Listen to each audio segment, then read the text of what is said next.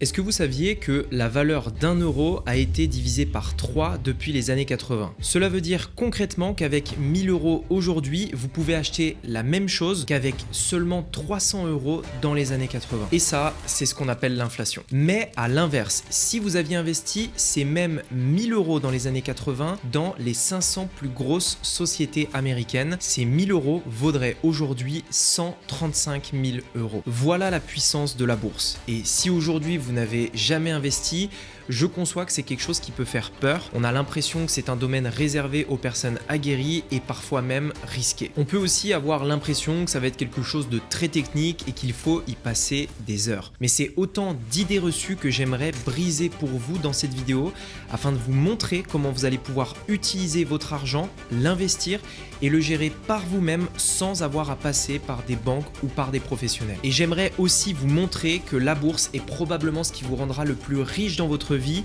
bien plus que le business ou même que l'immobilier. Mais avant de démarrer, j'aimerais préciser que j'ai fait cette vidéo pour des personnes qui sont comme moi. Vous n'avez pas envie de devenir un trader professionnel et de passer des heures et des heures à gérer un portefeuille d'investissement. L'idée est simplement de comprendre de quoi on parle, de savoir comment bien investir pour pas se faire pigeonner et tout simplement le faire avec le moins de temps possible et avec le moins de complexité possible. Si vous aimeriez investir de cette façon, exactement comme moi je le fais, dans ce cas-là, cette vidéo sera pour vous. Et je voudrais préciser que toutes les stratégies que je vais aborder dans cette vidéo, ce sont des stratégies que j'utilise moi-même. J'ai investi plusieurs centaines de milliers d'euros dans ces stratégies-là et je vous dirai même à la fin de la vidéo l'une des positions sur lesquelles je suis actuellement. Bien, prenons deux personnes, Pierre et Alexandre. Les deux investissent dans les mêmes conditions de marché. On va partir du principe que le marché va évoluer de 10% tous les ans, ce qui est la moyenne depuis des décennies sur le marché américain. Chacun vont mettre 4000 € par an, mais ils vont le faire à une période différente de leur vie. Alexandre, lui, va commencer à l'âge de 40 ans et il va investir 4000 € tous les ans jusqu'à ses 65 ans. Alexandre aura donc investi pendant 25 ans à hauteur de 4000 € par an. Et bien, avec cette discipline d'investir continuellement 4000 € tous les ans avec un marché qui croît de 10% par an, Alexandre aura à la fin de ses 25 ans d'investissement 393 000 €. Ce qui est déjà une bonne performance, mais regardez ça parce qu'il y a encore mieux. On prend le cas de Pierre. Pierre, c'est complètement différent. Il va investir 20 ans plus tôt. Il va commencer à l'âge de 20 ans et il va investir 4000 € par an jusqu'à ses 40 ans. À partir de 40 ans, il arrête d'investir. Il ne met plus les 4000 € par an comme Alexandre. Il l'aura fait de 20 ans à 40 ans, mais à 40 ans, il arrête et il laisse simplement son argent fructifier. Et on aura alors la puissance des intérêts composés qui vont continuer de travailler jusqu'à ses 65 ans, au même âge que Alexandre. Et bien, à l'âge de 65 ans, Pierre, même s'il n'a investi que de 20 ans à 40 ans, pendant 20 ans, c'est-à-dire 5 ans de moins qu'Alexandre. Comme il a investi plus tôt, il a eu plus de temps pour faire marcher les intérêts composés et à l'âge de 65 ans, sachant qu'il a moins investi qu'Alexandre, il a à présent 2 400 000 €. C'est plus de 2 millions de plus que Alexandre, simplement parce qu'il a commencé 20 ans plus tôt et qu'il a eu le temps de faire jouer les intérêts composés. C'est ce que Warren Buffett, l'un des plus grands investisseurs du monde, appelle l'effet boule de neige. C'est vraiment cette image d'une petite boule qui petit à petit, avec le temps, va grossir et devenir gigantesque. Une simple habitude d'investir ne serait-ce que 4000 € tous les ans, de ses 20 ans à ses 40 ans, peut vous rendre multimillionnaire. Et il ne s'agit pas de créer un business ou d'investir dans l'immobilier, de gérer des locataires. Il s'agit simplement de faire un virement tous les ans. Alors j'aimerais quand même parler des 3 erreurs que les investisseurs font et qui les empêchent de réussir dans la bourse et qui peut-être vous font peur à l'idée de démarrer. La première, c'est tout simplement d'essayer de battre le marché. Qu'est-ce que j'entends par le marché? Vous savez, aujourd'hui, les économies, pour mesurer la performance d'une économie, on utilise ce qu'on appelle des indices. En France, on a le CAC 40, aux États-Unis, on a le S&P 500 par exemple. Et l'idée, c'est de se dire, on prend les 40 plus grosses sociétés françaises, ça nous donne une idée de la croissance française. On va prendre les 500 plus grosses sociétés américaines et ça va aussi nous donner une idée de la croissance américaine. Eh bien, c'est ça le marché. Est-ce que le marché croît? Est-ce que l'économie est prospère? Ou est-ce qu'à l'inverse, on a plutôt un marché baissier? Eh bien, vous savez, les fonds d'investissement, les professionnels à qui on donne notre argent pour qu'ils puissent le gérer à notre place. Ils vont acheter des entreprises, ils vont investir dans des actions, les acheter, les revendre, etc. au travers de leurs traders. Eh bien, si vous donnez l'argent à ces professionnels, votre argent, et que vous déléguez la gestion de cet argent-là, eh bien dites-vous bien que 96% d'entre eux ne battent pas le marché. C'est-à-dire qu'un fonds d'investissement qui essaye d'acheter et de revendre au bon moment, qui passe sa journée derrière l'ordinateur à passer des ordres en bourse, eh bien en fin de compte, il ne bat même pas la croissance naturelle du marché, c'est-à-dire ce que l'indice de référence nous donne dans le pays, les 500 plus grosses ou les 40 plus grosses sociétés en France, aux États-Unis par exemple. Si vous n'essayez pas d'être un trader et que vous n'essayez pas de battre le marché, mais qu'au contraire vous achetez le marché, eh bien vous ferez probablement mieux que 96% des traders professionnels. Maintenant, peut-être que vous vous demandez comment on fait pour acheter le marché. Je vais revenir dessus juste après. La deuxième grosse erreur, c'est le fait de ne pas regarder les frais lorsque l'on investit en bourse. Alors vous savez, les frais lorsque l'on investit, ils sont un petit peu partout. Il va y avoir les frais des professionnels à qui vous déléguez votre argent si vous souhaitez passer par eux. Il y aura les frais des plateformes par lesquelles vous allez passer. Bref, des frais, il y en a un petit peu à gauche à droite et parfois ils sont cachés. Mais avant que je vous dise comment optimiser vos frais, j'aimerais vous expliquer concrètement l'impact sur le gain que vous pourriez avoir au bout de 10 ans, 20 ans ou même 30 ans dans notre exemple. Imaginons que vous investissez 10 000 euros aujourd'hui. L'idée, c'est de se dire, dans un marché toujours qui croît à hauteur de 10% par an, combien vous aurez dans 30 ans si on vous enlève 1%, 2%, et 3% de frais. Avec 10 000 euros investis aujourd'hui et on ne touche plus pendant 30 ans. Au bout de 30 ans, avec 1% de frais, vous aurez approximativement 132 000 euros. À présent, dans les mêmes conditions, mais avec 2% de frais, vous n'aurez plus 132 000, mais vous aurez 100 000 euros au bout de 30 ans. Avec seulement 1% de plus, vous perdez 30 000 euros en 30 ans. Mais dans le cas où vos frais seraient à hauteur de 3%, dans 30 ans, pour le même investissement de départ, vous aurez 76 000 euros. C'est quasiment 2 fois moins qu'avec 1% de frais. Et donc, si vous n'optimisez pas les frais quand vous investissez, eh bien, indirectement, vous allez réduire énormément votre performance. Et vous savez, selon Forbes, il y a certains fonds d'investissement qui peuvent facturer jusqu'à 4,17% de frais. Je ne sais pas si vous vous rendez compte, ce qui fait que c'est très difficile de devenir rentable avec ce genre d'investissement. Et c'est pour ça qu'on a besoin de prendre la main sur notre investissement et investir par nous-mêmes. Mais le problème, lorsque l'on veut investir par soi-même et qu'on ne veut pas passer par les professionnels qui nous coûtent une fortune, c'est que on arrive à cette troisième erreur qui est le fait de réagir émotionnellement. Vous savez, si on regarde le marché en bourse depuis 1900, c'est-à-dire plus d'un siècle, on observe qu'il y a des cracks, des mini-cracks et des vrais cracks tous les 3 à 5 ans, c'est-à-dire une vraie baisse de marché. Mais ce qu'on observe aussi, c'est que systématiquement et sans exception, suite à un crack, il y a toujours une hausse. Et en moyenne, depuis des dizaines d'années, il y a eu des années négatives, il y a eu des années positives, il y a eu des années à 20% de croissance, d'autres à 5%, d'autres à moins 20%, mais en moyenne et sur une longue période, le marché croît de 10% par an. Et cela veut dire que la plupart des personnes qui perdent de l'argent en bourse, c'est parce qu'ils réagissent émotionnellement. Parce que lorsque le marché baisse, ils vendent et lorsque le marché monte, ils achètent. Ils achètent au plus haut, ils vendent au plus bas parce qu'ils suivent leurs émotions. Mais dans la réalité, si vous prenez un investissement, que vous le mettez et que vous ne touchez plus à rien, limite vous oubliez l'investissement que vous avez fait, c'est dans un compte et vous n'y touchez pas, eh bien en moyenne, il y aura des baisses, des hausses, mais en moyenne, votre argent devrait fructifier à hauteur de 10% par an. Exactement comme tous les exemples que j'ai pris au début de cette vidéo. Vous savez, même Warren Buffett dit clairement que le marché financier est un moyen de transférer l'argent des impatients vers les patients. Ce qu'il entend par patient, c'est que dans la réalité, ceux qui font le moins de choses, qui sont le plus passifs possible avec leur investissement, ils achètent et ils ne touchent plus à rien pendant non pas 1 ou 2 ans, mais pendant 10, 20, 30 ans, eh bien ces personnes-là, ce sont ceux qui gagnent le plus d'argent. Et en bourse, vous êtes récompensé pour le fait de ne rien faire. Alors jusqu'à présent, il n'y a eu que des erreurs. On a vu que en termes de frais, ça coûtait une fortune, mais que si on voulait le faire nous-mêmes sans passer par ces professionnels, eh bien on risquait d'être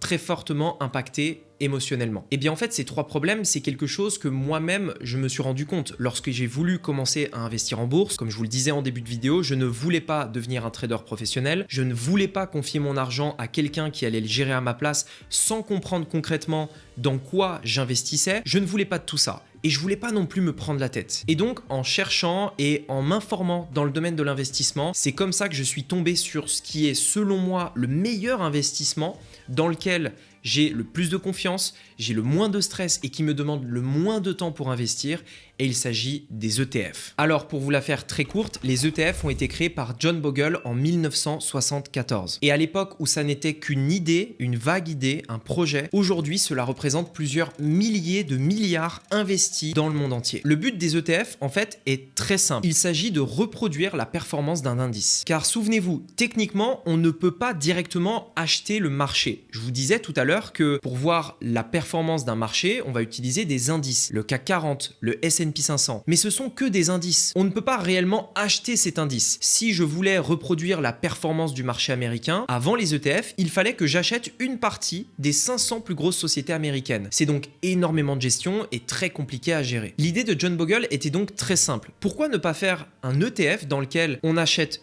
une action et l'action de cet ETF représentera une partie de toutes ces sociétés. Si par exemple j'achète un ETF basé sur le S&P 500, les 500 plus grosses sociétés américaines, instantanément et en un seul achat, je posséderai une partie des 500 entreprises américaines. Je peux faire ça en France, en Asie, en Afrique. Aujourd'hui, il existe des ETF dans le monde entier et dans tout un tas de secteurs. Je peux acheter les entreprises les plus performantes dans le domaine de la tech, les entreprises les plus performantes dans le domaine du médical. C'est devenu beaucoup plus simple et surtout, j'investis dans le marché. J'achète le marché. Je n'essaye pas de le battre. Et indirectement, en ne faisant que ça, je bats 96% des fonds d'investissement. Je précise aussi qu'en achetant par exemple les 500 plus grosses sociétés américaines, l'ETF qui se base sur cet indice, eh bien tous les ans, ces sociétés vont changer de place. La dernière au classement va peut-être se faire déclasser par une autre plus performante. En achetant l'ETF, c'est automatique. J'ai une part de mon ETF et lorsqu'une entreprise quitte l'ETF, une autre la remplace. Et je m'assure d'avoir continuellement les 500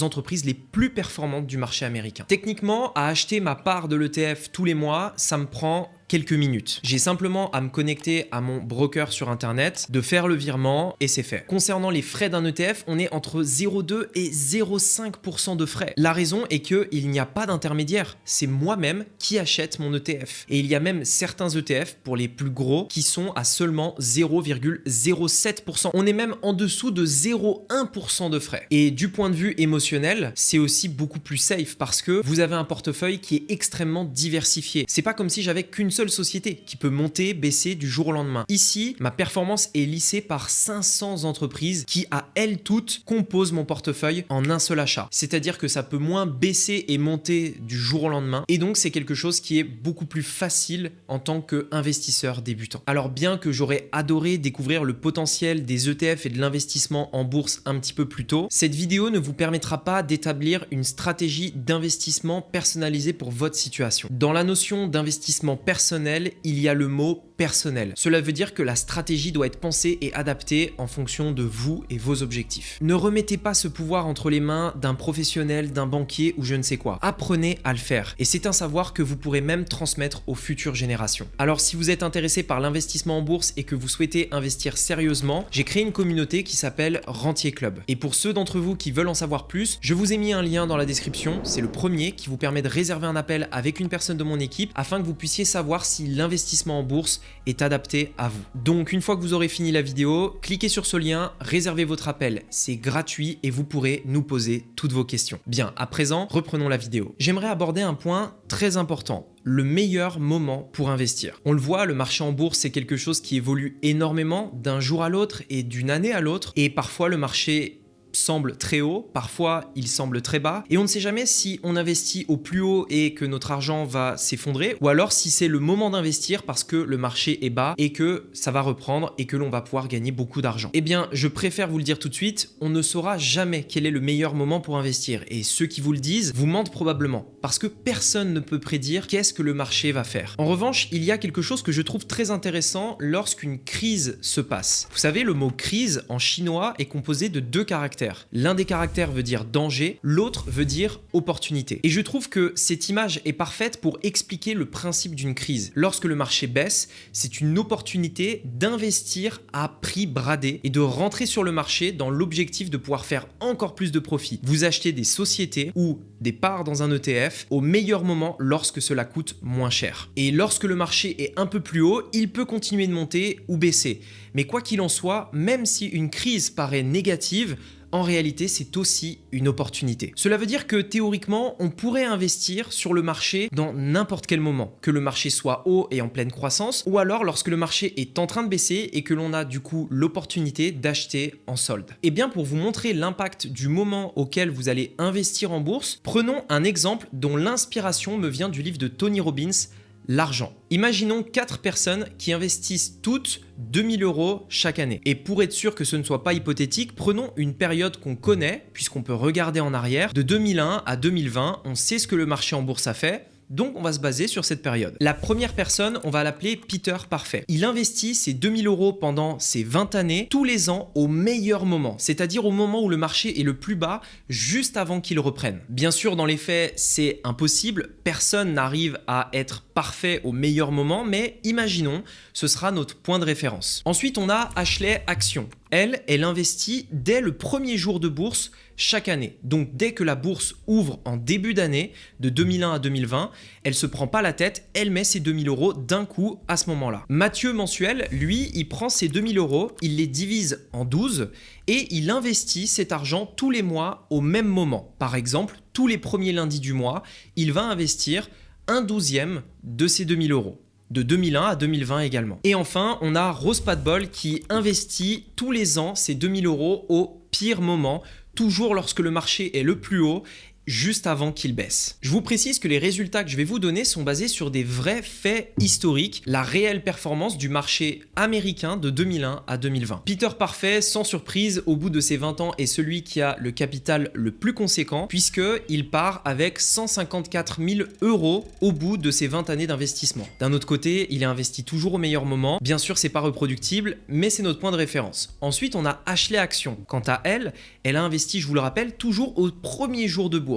Sans se prendre la tête, elle investit tout dès que la bourse ouvre. Si on prend les performances historiques, elle repart avec un capital de 135 000 €. Mathieu Mensuel, lui, a 134 000 €. Et même Rose Pas de Bol, qui investit au pire moment de chaque année pendant 20 années consécutives, repart avec 121 000 €. Et je trouve que cet exemple est extrêmement parlant parce que même si vous êtes terriblement nul en investissement en bourse et que vous n'avez pas de bol pendant 20 années consécutives, si le marché croît, vous allez quand même gagner de l'argent. Mais encore mieux, si on part du principe qu'on fait quelque chose qui peut être reproductible, la meilleure solution est celle de Mathieu Mensuel. Le fait d'investir la même somme tous les mois, qu'importe si le marché est haut ou s'il est bas, on investit tous les mois au même moment sans se prendre la tête. Et comme le marché croît et que l'on investit sur le long terme, eh bien même sans être très technique et en cherchant à optimiser au maximum, on va quand même faire évoluer son patrimoine. Et la méthode de Mathieu Mensuel, qui est d'investir la même somme tous les mois, on l'appelle le DCA. C'est le Dollar Cost Averaging. C'est une stratégie aujourd'hui qui est très répandue. Parce que, je vous l'ai dit déjà en début de vidéo, je ne me considère pas comme un trader et je ne vais pas essayer d'identifier le meilleur moment où investir. Je veux une stratégie simple, basée sur des faits, basée sur l'histoire, qui me dit que si j'investis la même somme tous les mois pendant suffisamment longtemps, mon patrimoine va évoluer. Et je le fais exactement comme je mettrais mon argent de côté dans un plan d'épargne, sauf que là, je le mets en bourse avec une plus grosse performance. Alors pour vous montrer la puissance du DCA, j'ai créé un calculateur spécialement pour vous ici, je vous mettrai le lien dans la description, combien vous pourriez gagner sur le long terme. Imaginons 2 cas de figure. Le premier, une personne qui part avec un investissement de 0, vous avez 0 placement initial, mais vous allez simplement mettre régulièrement 300 € mensuellement. Vous pouvez choisir aussi hebdomadaire.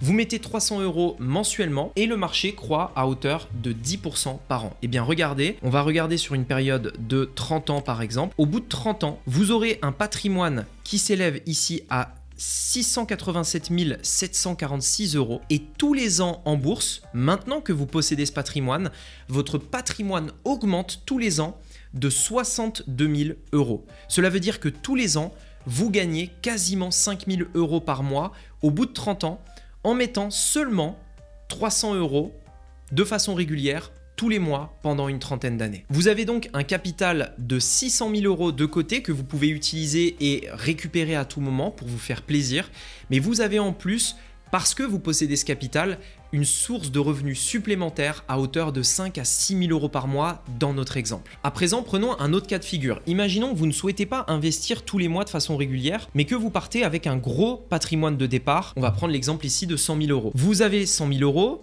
Ici, vous mettez 0 tous les mois et le taux d'intérêt est toujours de 10% par an. On va prendre sur la même période de 30 ans. Eh bien, vous devenez millionnaire en 25 ans et au bout de 25 ans, vous avez une source de revenus de 98 000 euros par an.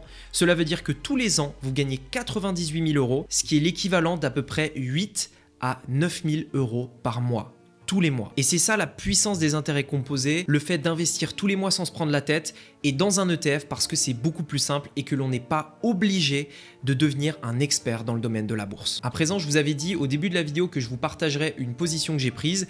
Eh bien, il s'agit de IVV. C'est un ETF sur le marché américain, le S&P 500. IVV, c'est le nom qu'il porte, c'est son ticker, on appelle ça. Vous pouvez le taper sur Google et il a été émis par iShares. iShares, c'est la boîte qui a créé l'ETF. C'est l'un des plus gros ETF sur le S&P 500, c'est-à-dire les 500 plus grosses sociétés américaines, et j'ai investi une somme assez conséquente dessus. Voilà, en tout cas, j'espère que cette vidéo vous a plu. J'espère qu'elle vous aura donné envie d'investir dans le domaine de la bourse. Si vous voulez aller plus loin, je vous mets un lien pour discuter avec mon équipe au téléphone. En tout cas, comme d'habitude, je vous observe de loin et je vous encourage à tout donner pour réussir.